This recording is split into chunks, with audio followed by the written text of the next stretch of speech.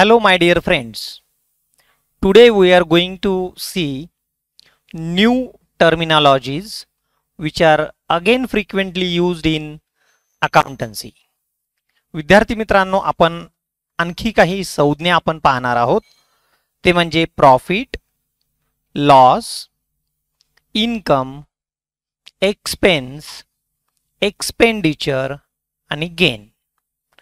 या संज्ञा अकाउंट मध्ये अकाउंटिंग लँग्वेज मध्ये वारंवार वापरल्या जातात. तर सुरुवात करूया आपण. Number 1, profit. So what is profit? Excess of revenue over expenses is termed as profit. म्हणजे जर तुमचं रेव्हेन्यू म्हणजे उत्पन्न जास्त असेल, एक्सेस ऑफ रेव्हेन्यू ओव्हर कशापेक्षा? Yes, over expenses.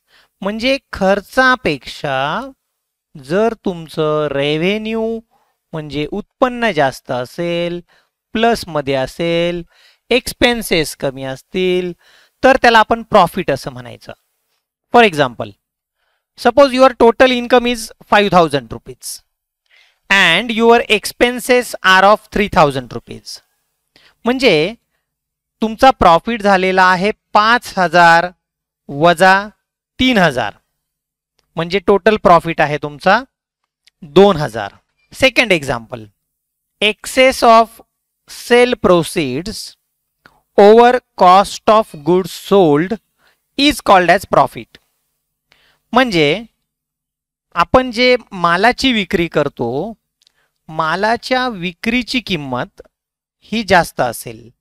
If your sales are more over your cost of goods sold. Cost of goods सोल्डला आपण काय म्हणायचं? CGS. म्हणजे जेवढ्या रुपयाचा तुम्ही माल विकला, तो माल तयार करण्यासाठी तुम्हाला किती खर्च आला, that is a cost of goods sold. विद्यार्थी मित्रांनो, cost of goods sold means जर एखादी फॅक्टरी वस्तू तयार करत असेल, उदाहरणार्थ बेकरीमध्ये जर बेकरीचे प्रोडक्ट किंवा केक तयार करत असतील, तर तिथे आपल्याला काय लागणार आहे?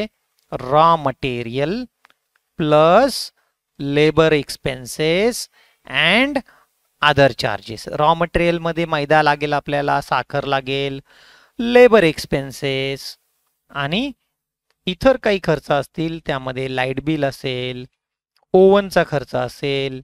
Okay, so these expenses it is called as a cost of goods sold. म्हणजे ती वस्तू तयार करून विकण्यासाठी किती खर्च आला. Suppose your cost of goods sold is 20,000 and your selling price is 25,000. It means your profit is 5,000. Here your sales are excess over the cost of goods sold. म्हणजे खरेदीच्या किमतीपेक्षा किंवा वस्तू जर आपण तयार करत असेल, तयार केलेल्या वस्तूच्या किमतीपेक्षा तुमच्या विक्रीची किंमत जास्त आहे. So it is a profit. म्हणजे दोन गोष्टी आहेत. प्रॉफिट म्हणजे इन्कम मायनस एक्सपेन्सेस, खर्च उत्पन्न वजा खर्च, किंवा excess of sales sale proceeds over the cost of goods sold. या ठिकाणी एक ग्राफ दाखवलेला आहे. तर प्रॉफिट हा वाढत असतो, नफा वाढत असतो. जर दर महिन्याला वर्षाला प्रॉफिट वाढला तर याला अपवर्ड ट्रेंडिंग असं म्हणायचं. म्हणून इथे ग्रीन कलर या ठिकाणी दाखवलेला आहे. Now come to the second term, it is a loss. Excess of expense over income. काय आहे? Access of expense. एक्सपेन्स म्हणजे खर्च जास्त आहे, ओव्हर इन्कम कशापेक्षा? उत्पन्नापेक्षा. तुम्ही कोणताही व्यवसाय बघितला तर त्यामध्ये खर्च आणि उत्पन्न असतात. खर्च कोणकोणते असतात? Salary, wages, electricity bill, transportation charges, audit fees इत्यादी खर्च असतात. आणि उत्पन्न आपण वस्तू विकतो, sale of goods, commission received, rent received इत्यादी. So the formula is loss is equal to expenses minus income. जर तुमच्या व्यवसायाचे महिन्याभरातले किंवा वर्षभरातले खर्च हे 10,000 असतील, इथे तुमचा खर्च किती आहे 10,000, इन्कम किती आहे 7,000, म्हणजे उत्पन्न कमी आहे. तर 3,000 रुपये हे काय झाले, या ठिकाणी कॉमा चुकून पुढे दिलेला आहे. So your loss is 3,000. Okay, हा कॉमा तुम्ही विचारात घेऊ नका. So your loss is 3,000. Excess of expense, खर्च जास्त उत्पन्न कमी. हिंदीमध्ये एक पिक्चर तुम्ही पाहिला असेल, कोणता पिक्चर आहे तो? आमदनी 98 और खर्चा रुपया. म्हणजे उत्पन्न म्हणजे आमदनी किती आहे 98, खर्चा रुपया 98 म्हणजे 50 पैसे. ओके, म्हणजे उत्पन्न कमी आणि खर्च दुप्पट. See another example, excess of cost of goods sold. आपण जे वस्तू तयार केलेले आहे त्याची किंमत जर 25,000 रुपये असेल, म्हणजे वस्तू तयार करण्यासाठी तुम्हाला 25,000 रुपये खर्च आलेला आहे. ओके, आणि सेल प्रोसीड्स म्हणजे विकून किती पैसे आले तुम्हाला 20,000 रुपये आले. सपोज या कोविडमुळे काही वस्तूंची मागणी कमी झाली आणि तुम्ही एखादी वस्तू, एखादी मशिनरी तयार केली 25,000 रुपयाला. That is a cost of good sold, म्हणजे खरेदीची किंमत किंवा वस्तू तयार करताना एकूण किंमत आली 25,000 and your sale price is 20,000. So 5,000 is your loss. म्हणजे आपल्याला इथे तोटा किती झालेला आहे, आपल्याला इथे तोटा किती झालेला आहे, लॉस किती झालेला आहे 5,000 रुपयाचा. Okay, come to the next term. It is a difference between the profit and loss. आता प्रॉफिट आणि लॉस याच्यामध्ये काय फरक आहे? प्रॉफिट म्हणजे काय, नफा. For example, profit on sale of asset, profit on sale of goods. एखादी असेट आपण खरेदी केली, उदाहरणार्थ तुम्ही जमीन खरेदी केली 1,00,000 रुपयाला, 2 वर्षांनी तुम्ही ती 3 लाखाला विकली. That is profit on sale of asset. म्हणजे जमीन घेतली आणि विकलं, that is profit on sale of asset. Profit on sale of goods, वस्तू विकत घेतल्या आणि ते काय केलं आपण जास्त किमतीला विकल्या. लॉस म्हणजे कोणकोणत्या प्रकारचे लॉस असतात? तोटा, व्यवसायामध्ये जो होतो तो तोटा आपण आता पाहिलाय, इन्कम एक्सपेन्सेस मायनस इन्कम. इथे loss on sale of asset म्हणजे एखादी असेट आपण विकत घेतली, उदाहरणार्थ गाडी विकत घेतली, 10 दिवस चालवली, 40,000 रुपयाची गाडी तुम्ही 20,000ला विकली. That is a loss on sale of asset. Loss by fire किंवा लॉस बाय थेफ्ट इथे डबल झालेला आहे. म्हणजे फॅक्टरीमध्ये माल असतो, तिथे कधी जर चुकून आग लागलं तर आग लागल्यानंतर मालाचं नुकसान होतं, किंवा फॅक्टरीमध्ये कधी कधी चोरी होत असते. Loss by theft, loss by earthquake. Earthquake म्हणजे काय माहिती तुम्हाला? अर्थक्वेक म्हणजे भूकंप झाला आणि त्याच्यामुळे जर तुम्हाला नुकसान झालं असेल तर loss due to the earthquake. Spoilage, काही नाशवंत वस्तू असतात, in English it is called as a perishable goods. मागच्या लॉकडाऊनमध्ये कंपन्यांनी आईस्क्रीम तयार करून ठेवले, परंतु ते आईस्क्रीम काय झालं, स्पॉइल झाले, कारण ते लॉकडाऊनमुळे विकता नाही आले. ओके, ॲक्सिडेंट्स, फॅक्टरीमध्ये अपघात होऊ शकतात, ॲक्सिडेंटमुळे सुद्धा नुकसान होऊ शकतो. इव्हॅपोरेशन, काही पदार्थ इव्हॅपोरेट होत असतात, स्पिरिट असेल, रॉक, पेट्रोल असतील, डिझेल असतील, तर हे हवेच्या संपर्कात आल्यानंतर त्याचं काय होतं, इव्हॅपोरेशन होतं, म्हणजे बाष्पीभवन होतं. उत्पन्न म्हणजे काय आपण पुढच्या स्लाइडमध्ये पाहणार, त्याच्यानंतर पुन्हा आपण पाठीमागे येऊया. Okay, see expense. Expense are cost incurred by the business in the process of earning revenue.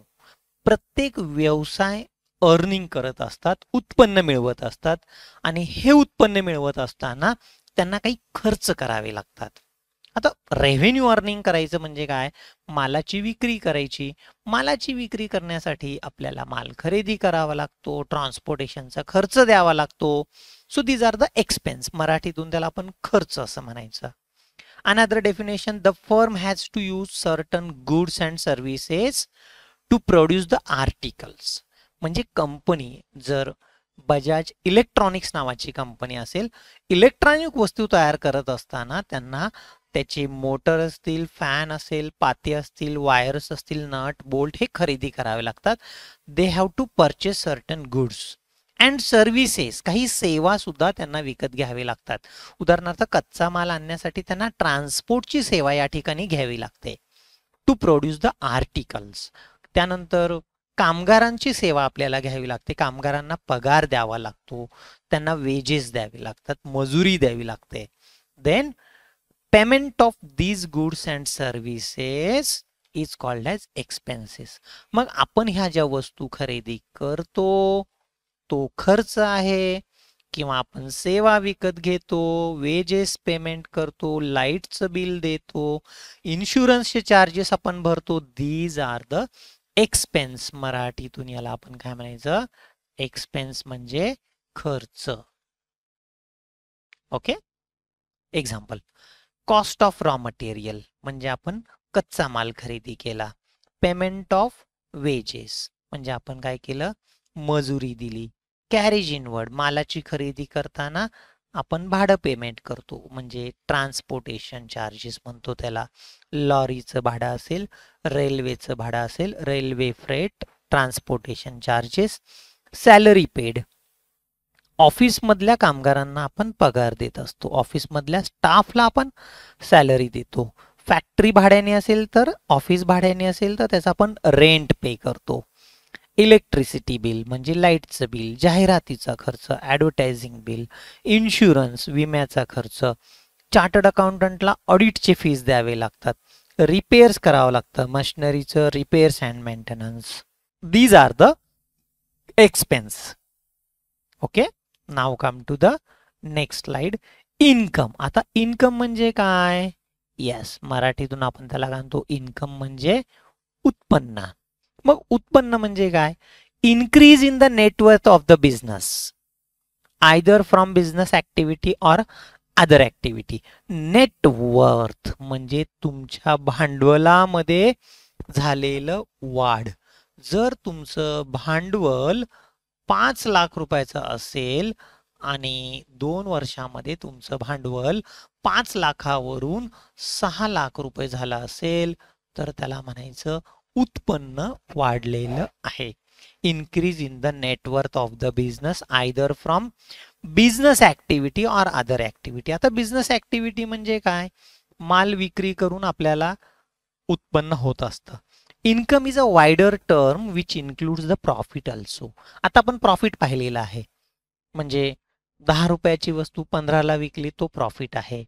पण इन्कम मध्ये प्रॉफिट सुद्धा येत असतो, म्हणजे 10 रुपयाची वस्तू 15ला विकली म्हणजे 10 रुपये हे आपलं उत्पन्न आहे, पण 5 रुपये सुद्धा हे आपलं उत्पन्न आहे. एकूण उत्पन्न 15 रुपये, त्याच्यातला प्रॉफिट किती आहे, फक्त 5 रुपयाचा आहे. So income is wider concept than profit. Income is positive change in the wealth of the business. आता उत्पन्न म्हणजे काय, it is a positive change, त्याच्यामध्ये तुमच्या व्यवसायाचं वेल्थ भांडवल हे काय होतं, पॉझिटिव्हली इन्क्रीज होत असतं. For example, sale of goods मालाची विक्री केली, रेंट रिसिव्ड भाडं मिळालेलं आहे, कमिशन मिळालं जर तुम्ही कमिशन बेसिसवर काही काम करत असाल, उदाहरणार्थ ब्रोकर्स असतात काही. डिव्हिडंड म्हणजे लाभांश, आपण ज्यावेळेस शेअर्समध्ये पैसे गुंतवतो त्यावेळेस आपल्याला डिव्हिडंड मिळत असतं. So these are the examples of income. आता आपण पाठीमागे जाऊया आणि पाठीमागे पाहूया कोणत्या गोष्टी पाहायच्या होत्या आपल्याला, ह्यांच्यामधला फरक. प्रॉफिट आणि लॉस हे पाहिलंय. आता इन्कम अँड एक्सपेन्सेस. इन्कम म्हणजे उत्पन्न, एक्सपेन्सेस म्हणजे खर्च. हे रिकरिंग असतात, rent received, commission received, dividend received, sundry income, salary. So ह्या 4 गोष्टी ज्या आहेत, rent, commission, dividend and sundry income, these are income, हे आपल्या व्यवसायाचे उत्पन्न आहेत. पण आपल्या व्यवसायामध्ये खर्च पण होत असतात. म्हणजे आपण ऑफिस स्टाफला पगार द्यायचा, सॅलरी, वेजेस, कामगारांना मजुरी द्यायची, लाईटचं बिल, टेलिफोनचं बिल, ऑडिट फीज, ह्या सगळे आपले काय आहेत, खर्च आहेत. तर ॲट ए ग्लान्स आपल्याला प्रॉफिट, लॉस, इन्कम आणि एक्सपेन्सेस याच्यामधला फरक तुम्हाला आता समजलेला आहे. Now come to the next term, it is a expenditure. तर विद्यार्थी मित्रांनो, आता एक्सपेन्स म्हणजे खर्च, आता एक्सपेंडिचर म्हणजे काय पहा. एक्सपेंडिचर मराठीतून त्याला आपण खर्चच म्हणायचं, पण expenditure it is the amount of resources consumed. म्हणजे आपण जे काही प्रॉपर्टी आहे ती प्रॉपर्टी आपण उपभोगली. Expenditure is the amount of resources consumed. It is a long term in nature. हा दीर्घ मुदतीसाठी, दीर्घ काळासाठी. It is amount spent for the purchase of asset. उदाहरण पाहूया म्हणजे लक्षात येईल. Expenditure increases the profit earning capacity of the business. आता आपण लाईटचं बिल भरलं, तर एकदा लाईटचं बिल भरलं तर त्याचा फायदा आपल्याला पुढील 2 वर्षात काही होणार नाही, तो खर्च आहे. But expenditure increases profit earning capacity. याच्यामुळे तुमच्या उत्पन्न वाढीला मदत होत असतं. उदाहरणार्थ, फॅक्टरीची बिल्डिंग तुम्ही विकत घेतली. आता फॅक्टरीची बिल्डिंग विकत घेतली 10 लाख रुपयाला. सपोज तुम्ही 10 वर्ष फॅक्टरी चालवणार असेल तर 1 लाख रुपये 1 वर्षभराचा तुमचा काय झालाय, खर्च झाला, तो तुम्ही कन्झ्युम केला. पण त्या एक्सपेंडिचरमुळं तुम्ही तिथे फॅक्टरीमध्ये प्रोडक्शन करू शकता. तुमची प्रॉफिट अर्निंगची कॅपॅसिटी वाढलेली आहे. That is your expenditure. Okay. Example, purchase of building and purchase of machinery, it is the best example of expenditure. याला आपण आणखी कॅपिटल एक्सपेंडिचर असं म्हणू शकतो. काय म्हणायचं, भांडवली खर्च, कॅपिटल एक्सपेंडिचर. विद्यार्थी मित्रांनो, एक चांगली गोष्ट मी तुम्हाला सांगणार आहे. तुम्ही दरवर्षी महाविद्यालयामध्ये फी भरता, पुस्तकं विकत घेता, अभ्यास करता, तर हे सगळा जो खर्च आहे, कॉलेजची फी, पुस्तकांचा खर्च, वह्यांचा खर्च, that is your not expenses, it is your expenditure, capital expenditure. कारण भविष्यामध्ये याच खर्चामुळे, या इन्व्हेस्टमेंटमुळे तुम्हाला नोकरी लागणार आहे, तुम्ही व्यवसाय करणार आहात. So expenses made in taking the education, it is the best example of expenditure. Okay. Next, last concept, it is a gain. Change in the net worth. जर तुमच्या नेट वर्थ मध्ये, भांडवलामध्ये, इक्विटी मध्ये, due to the change in the form and place of goods and holding of asset for a long period.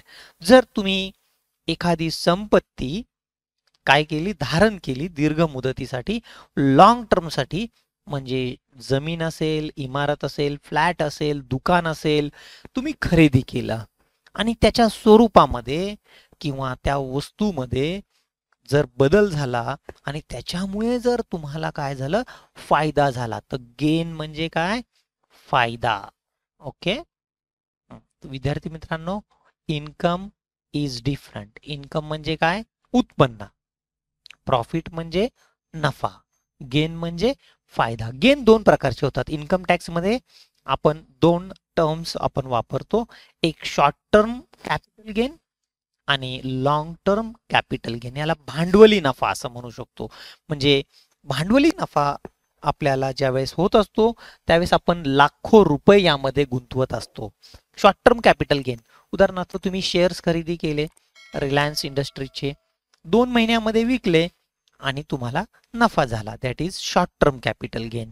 किंवा तुम्ही जमीन विकत घेतली आणि 5 वर्षांनी विकली, 1 वर्षापेक्षा जास्त कालावधीसाठी, that is a long term capital gain. दीर्घ मुदतीचं उत्पन्न आणि अल्प मुदतीचं उत्पन्न किंवा फायदा. Okay. So these are the 6 concepts that we have learn. कोणकोणते आपण 6 कन्सेप्ट पाहिलेले आहेत.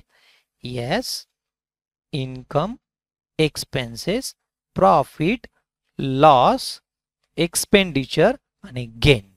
विद्यार्थी मित्रांनो, आजचा व्हिडिओ कसा वाटला मला कमेंट बॉक्समध्ये अवश्य लिहा. तुमच्या काही सूचना असेल तर मला मेल पाठवा.